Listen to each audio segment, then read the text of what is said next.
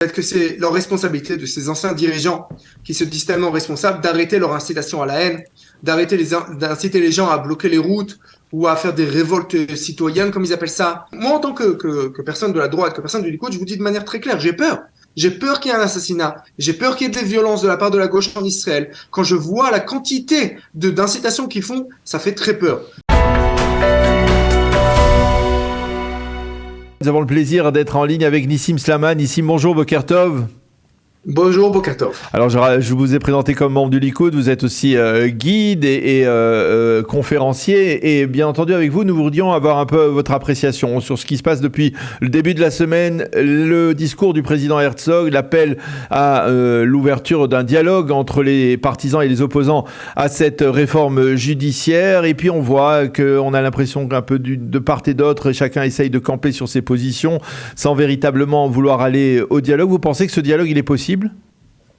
D'abord, ça dépend de l'autre côté, ça dépend de la gauche, en fait, le dialogue. Le fait de dire on n'est pas du tout à la droite, le Likoud n'est pas du tout campé sur ses positions. Au contraire, les réformes présentées elles-mêmes sont déjà des réformes de compromis qui sont beaucoup moins que ce qu'on devrait faire. Déjà, les réformes proposées et par Levin et par Simcha Rothman sont des compromis et on est prêt à faire encore plus de compromis sur ces compromis. Donc, au contraire, le Likoud, la droite est ouvert au dialogue. On préfère faire passer des réformes, même si elles ne sont pas les plus parfaites au monde, mais qui soient acceptées par la majorité de la population, que faire passer des réformes qui sont parfaites, mais qui ne soient pas acceptées et que au prochain gouvernement, on va les rechanger à nouveau. Pourquoi on a l'impression, passer. Pourquoi on a l'impression doivent passer. Si on veut être un pays démocratique, on doit faire passer des réformes démocratiques. C'est obligatoire. Sinon, ce qui va se passer, c'est qu'on va continuer à rester vers un État qui perd au fur et à mesure son caractère démocratique, qu'il a déjà perdu pratiquement à 100%, mais qui perd au fur et à mesure son caractère démocratique. Qu'on parle par exemple, d'envoyer un Premier ministre qui est élu par 2,5 millions de personnes, par la majorité absolue des votants. Un Premier ministre de le considérer inapte pour des raisons qui n'existent absolument pas dans la loi, par un comité qui n'est pas élu, c'est tout à fait ridicule, on ne peut pas parler de démocratie. Alors, concrètement, Nissim, on ne voit pas vraiment. On a l'impression que Yariv Levin et Simcha Rothman font un pas en avant, deux pas en arrière, ou deux pas en avant, un pas en arrière. C'est-à-dire concernant, d'un côté, effectivement, ils ont gelé la procédure visant à voter en première lecture en début de semaine certaines des clauses de cette réforme judiciaire. Mais d'un autre côté, eh bien, ils disent non, on va quand même continuer la procédure, alors qu'on sait bien que du côté des opposants, eh bien, c'est une condition sine qua non de geler la procédure. C'est même inclus dans la proposition du président de l'État. C'est pas un compromis. Le fait de geler la législation, ça s'appelle pas un compromis. Ça s'appelle geler la situation. Ça veut dire se rendre. C'est pas un compromis. Un compromis, c'est de retarder les choses. On a repoussé d'une semaine le premier vote. C'est ça un compromis. Le compromis, c'est d'arriver, que ces gens-là arrivent à la Knesset. C'est à la Knesset, dans le Parlement, que les débats se font. Ce Parlement, c'est fait pour parlementaires, pour parler, pour discuter, pour chercher des compromis. C'est le travail du Parlement. Donc, on invite ces gens-là à venir au Parlement. Un compromis, c'est pas tout arrêter. C'est ridicule. Ça s'appelle pas un compromis. De dire, faut tout arrêter, ça s'appelle pas un compromis. Un compromis, c'est-à-dire qu'on continue doucement mais sûrement, qui viennent, qui discutent, qu'on voit ensemble que si on trouve des compromis, mais au bout du compte, c'est la majorité qui décide. Le fait de chercher un compromis avec la minorité, c'est important. Mais au bout du compte, il ne faut pas oublier, dans la démocratie, c'est la majorité qui décide. Et la majorité doit décider. Donc on les invite à faire des compromis. Mais nous dire arrêtez-vous, arrêtez totalement, ça s'appelle pas un compromis, ça s'appelle tout simplement arrêter. Alors qu'est-ce qu'on fait ?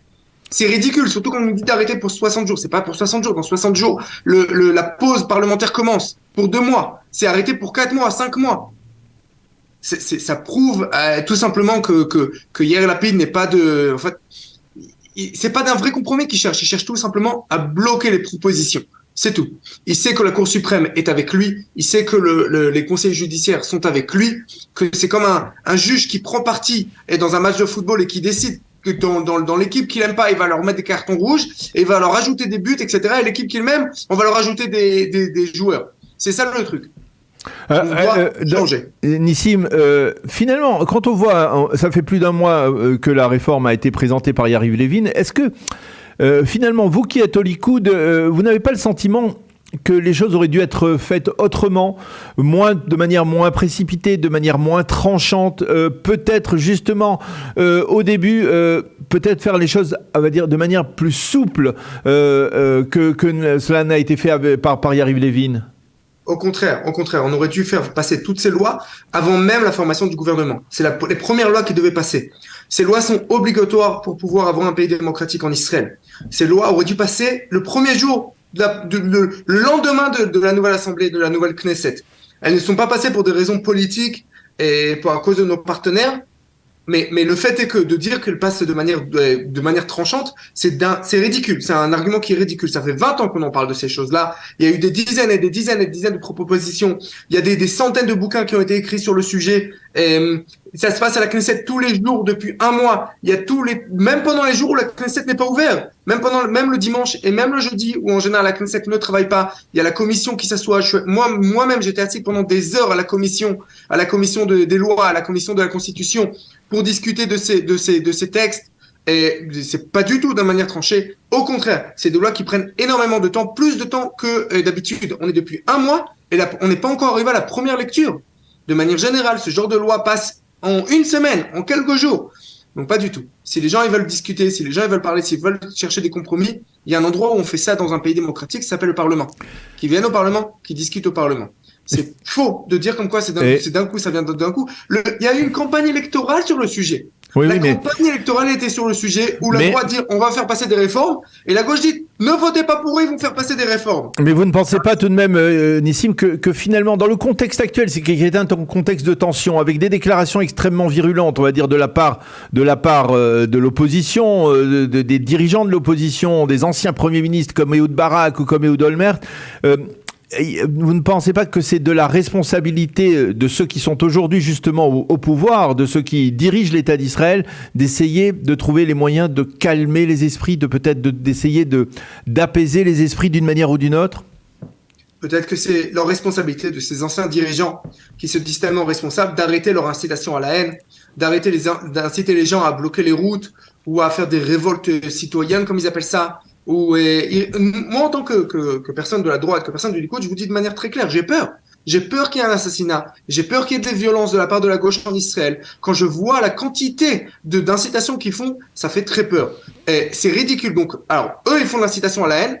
Ils font des manifestations, ils font des ça. Et nous, on doit se plier, on doit arrêter tout. La responsabilité, elle est chez eux, pas chez nous. C'est eux qui font l'incitation à la haine. Oui, mais... C'est totalement ridicule. De dire que nous sommes pas la responsabilité des gens qui incitent à la haine contre nous.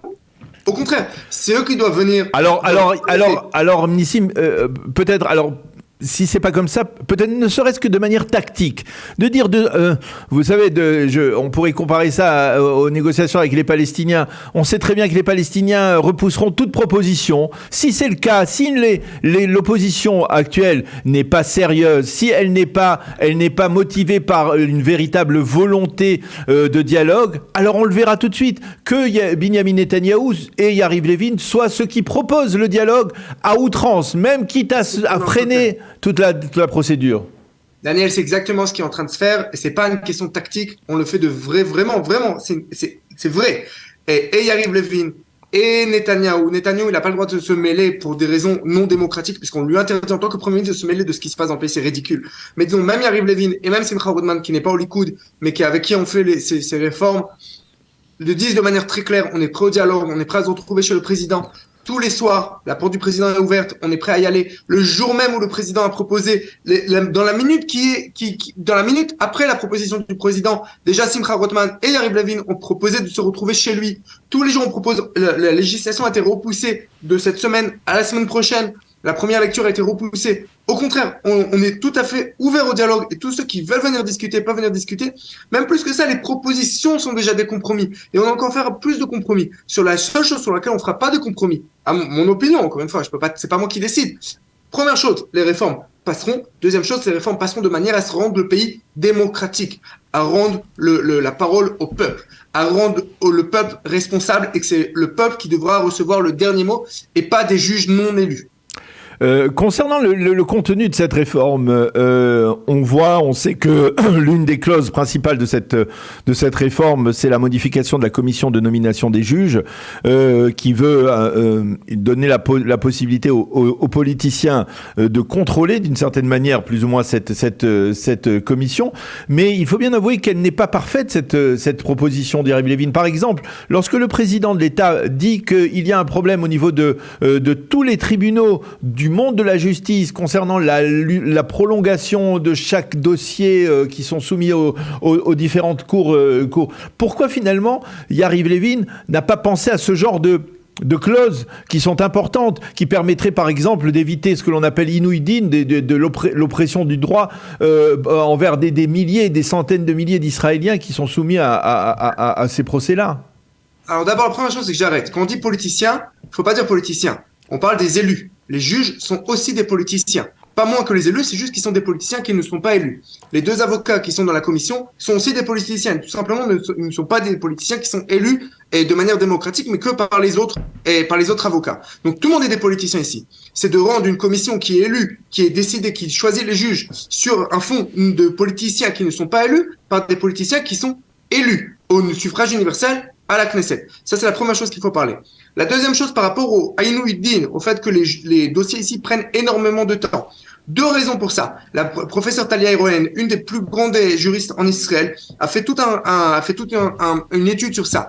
La première raison, c'est que les Israéliens comprennent que quand on passe la porte du tribunal, la loi s'arrête. Dans les tribunaux israéliens, la loi ne veut absolument rien dire. Le juge décide ce qu'il veut, même si c'est à l'encontre de ce qui est marqué dans la loi. Donc les gens, qu'est-ce que je perds à faire un procès, même si je sais que j'ai tort, parce qu'il se peut que je vais tomber sur un très bon juge, un juge sympa, dont ma tête va lui plaire, et donc il va me donner raison, même si d'après la loi j'ai tort. Deuxième raison, l'activisme des juges, c'est exactement la même raison, mais dans une autre manière de voir.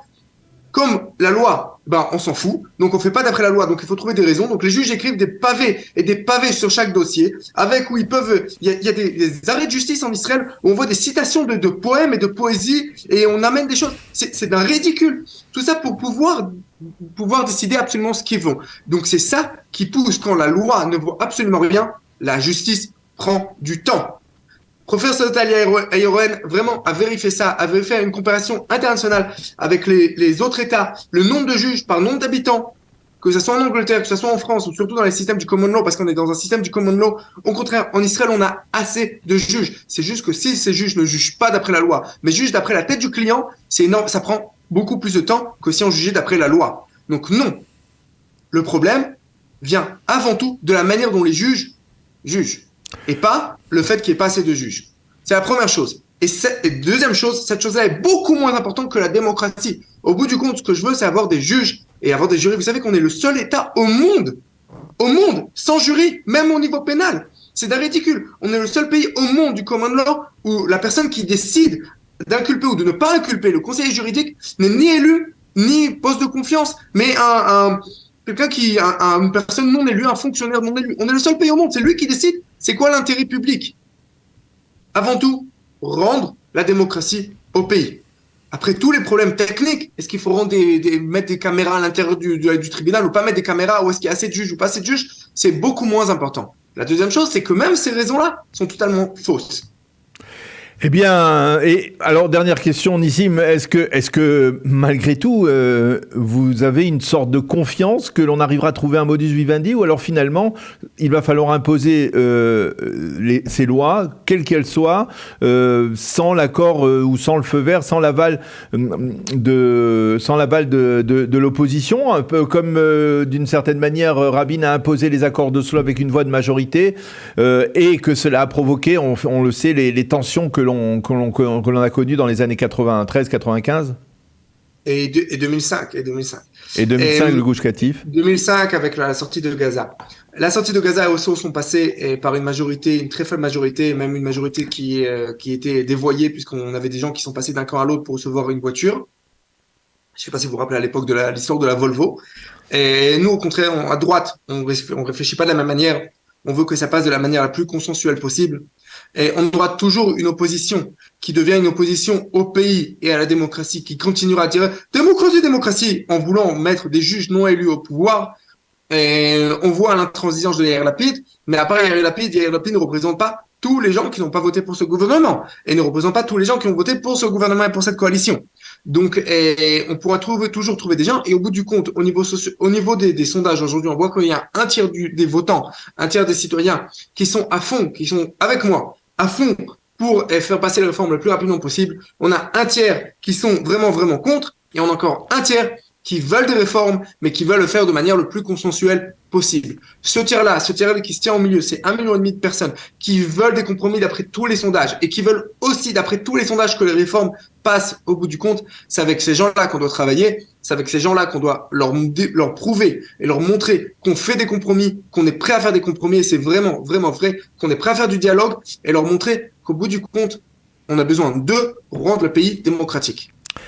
Eh bien, Nissim Slama, merci beaucoup de nous avoir expliqué aussi clairement, on va dire, le positionnement du Likoud à l'heure actuelle, ou en tout cas votre avis sur cette réforme judiciaire de Yariv Levin et de Simcha Rothman. Merci beaucoup d'avoir été avec nous ce matin. Bonne journée, à bientôt. Bonne journée, merci.